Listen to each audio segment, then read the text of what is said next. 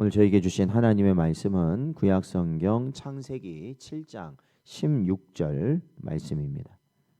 다 찾으시면 저희 함께 봉독하겠습니다. 들어간 것들은 모든 것의 암수라. 하나님이 그에게 명하신 대로 들어가매 여호와께서 그를 들여보내고 문을 닫으시니라. 아멘. 기도하겠습니다. 하나님 아버지, 지난밤도 하나님의 은혜 가운데 저희들 붙드시고 오늘도 이렇게 하나님께서 허락하신 복된 날의 첫 시간을 주님 앞에 나와 말씀과 기도로 시작하는 은혜 주신 것 감사드립니다. 이 하루를 살아가는 저희의 심령이 오직 주의 붙들리는 심령 되게 하시고 오직 하나님의 주시는 하늘의 은혜와 능력으로 말미암아 살아가는 복된 저희들 되게 하여 주옵소서. 간절히 바라옵고 예수님의 이름으로 기도하옵나이다. 아멘. 오늘은 심판 중에 임한 완전한 보호라는 제목으로 하나님 말씀 증거합니다. 저희는 어제 창세기 6장 말씀을 통하여 이 타락한 시대 속에서 방주를 예비하며 순종했던 이 노아를 저희는 살펴보았습니다. 오늘 본문 7장은 마침내 하나님의 인내가 끝나고 인류가 단 한 번도 경험하지 못하였던 거대한 심판의 홍수가 땅에 쏟아지는 장면을 오늘 본문에서는 우리에게 보여주는 장이 창세기 7장입니다. 심판의 날이 도래했을 때 세상의 풍조와 하나님의 백성은 어떠한 운명에 처하게 되는가라는 것을 우리에게 오늘 본문은 보여주고 있고요.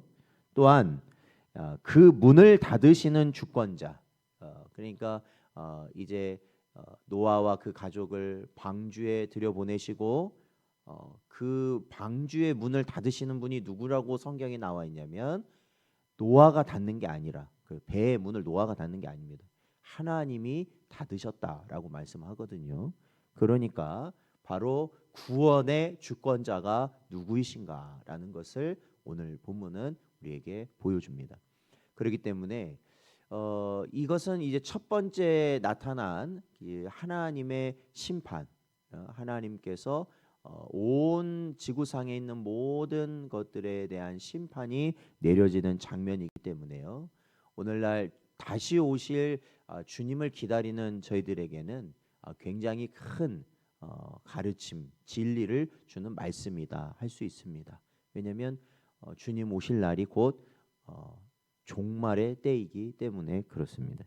오늘 창세기 7장 1절에서 5절 말씀을 보면 하나님께서는 방주가 완성이 되자 노아에게 명령하십니다. 그것은 너와 내 온 집은 방주로 들어가라 이렇게 말씀하십니다.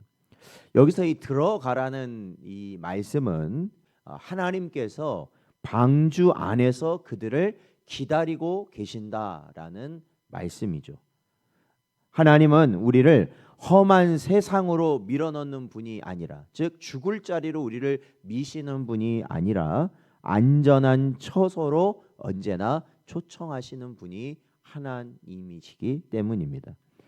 하나님께서 노아를 구원하신 근거는 이 노아가 도덕적으로 완벽한 사람, 행위가 온전한 사람이라서 그를 구원하신 것이 아님을 우리는 알고 있습니다. 하나님 앞에서 그는 은혜를 입은 자였다라는 것이죠. 그로 인한 믿음이 그 노아에게 있었다라는 겁니다. 그것이 바로 노아가 그 방주를 오를 수 있었던 이유입니다. 그래서 1절 말씀에 보면은 여호와께서 노아에게 이르시되 너와 내 온 집은 방주로 들어가라.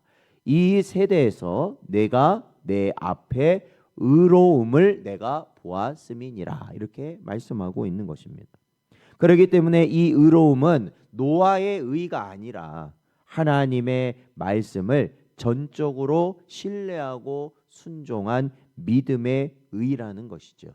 그런데 우리가 어제 말씀에서도 보았지만 이러한 전적인 순종과 또한 믿음이라는 것은 누구로부터 우리에게 주어지는 것이냐면, 노아에게 주어진 것이냐면 하나님께서 주신 것이다 라고 성경은 가르치고 있다는 겁니다.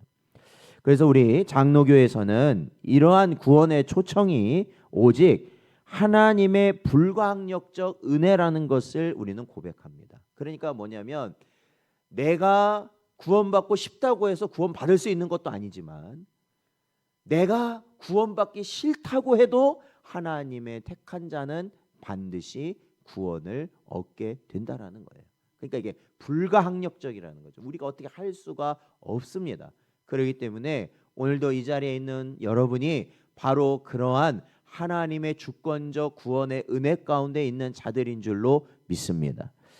노아가 600세 되던 해에 큰 기쁨의 샘들이 터지며 하늘의 창들이 열리기 시작했다라고 성경은 말합니다. 40일 밤낮으로 비가 쏟아졌습니다.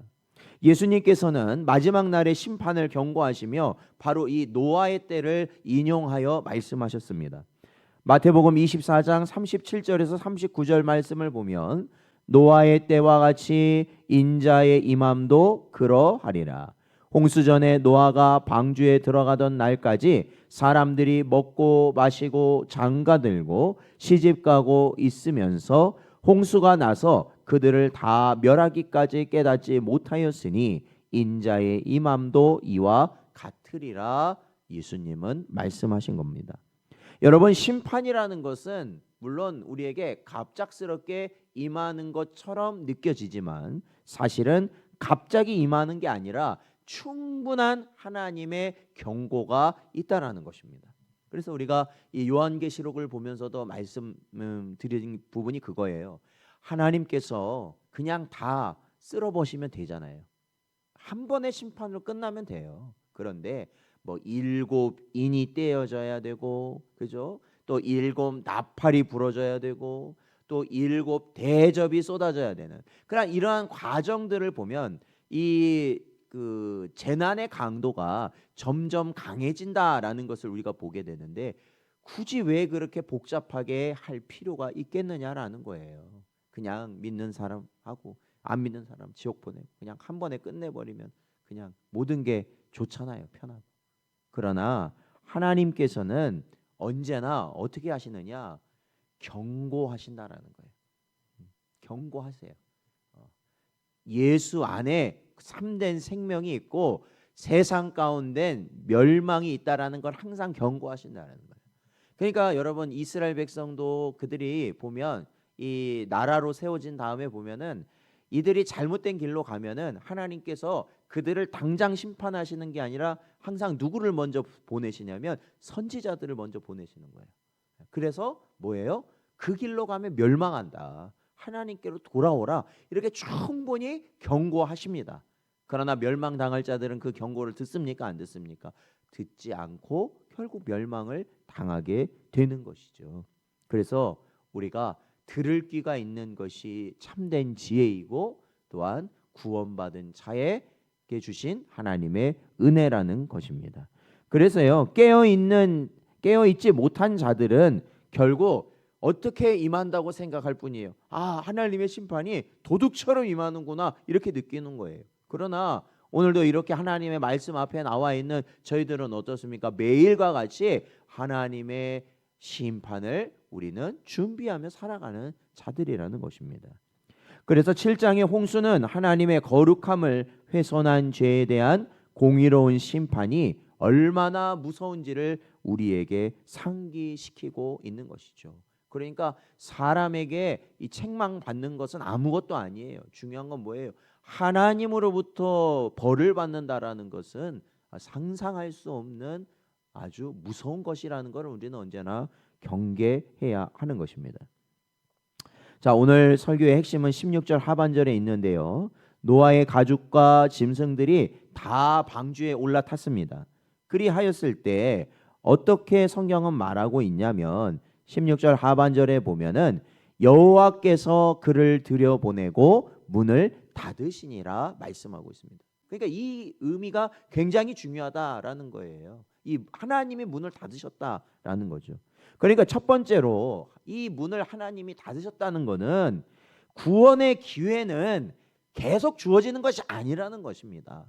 구원의 기회는 반드시 끝이 있다라는 겁니다. 그래서 이 구원의 문을 하나님이 닫으시면 열 자가 없다라는 것이죠. 두 번째는 성도의 견인에 대한 가르침을 우리에게 주고 있습니다. 하나님이 닫으신 문은 홍수의 거센 물결도 사탄의 공격도 결코 열 수가 없는 문이기 때문에 그렇습니다.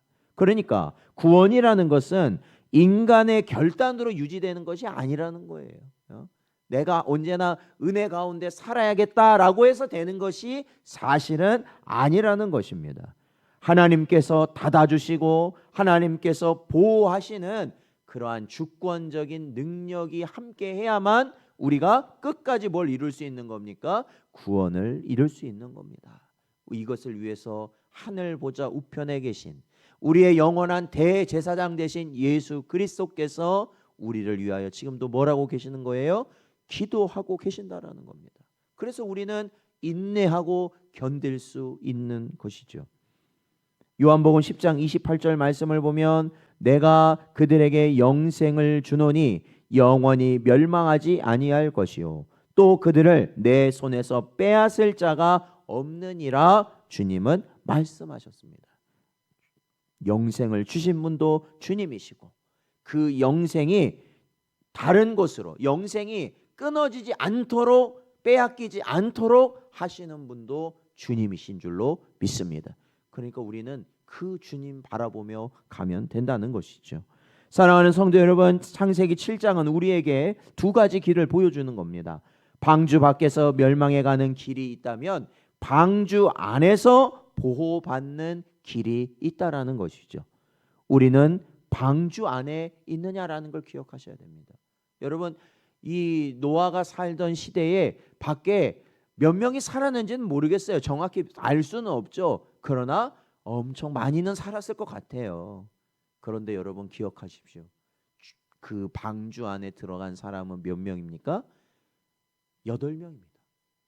노아를 포함해서 8명이에요. 그런데 예수님은 분명히 말씀하셨어요. 마지막 예수님께서 오시고 마지막 심판 때도 이와 같을 것이다 라고 말씀하셨다라는 것입니다. 그렇다면 우리는 이 마지막 시대를 살아가는 성도로서 무엇을 기억해야 되느냐? 우리가 방주 안에 있는 자인지를 항상 살펴야 된다라는 것이에요. 다른 거 지금 신경 쓸 때가 아니라는 겁니다. 내가 방주 안에 있느냐라는 것을 살펴야 되는 거죠. 그러면 우리의 방주는 무엇입니까? 바로 예수 그리스도이시다라는 겁니다. 그렇다면 우리는 예수님 안에 있습니까? 예수님이 우리 안에 거하고 계십니까? 우리는 그것을 봐야 되는 것이죠. 예수님은 분명히 말씀하셨습니다. 누가복음 18장 8절 하반절에 보면 인자가 올 때에 세상에서 믿음을 보겠느냐 말씀하신 겁니다. 마지막 때 예수님 오시면 우리가 과연 정말로 믿는 자가 누구겠느냐라는 거예요. 교인 많은 거 좋습니다. 교회 많은 거 좋아요. 그러나 그거에 우리를 구원할 수 있는 건 아니에요. 믿음이 있어야만 구원을 얻는다라는 것입니다.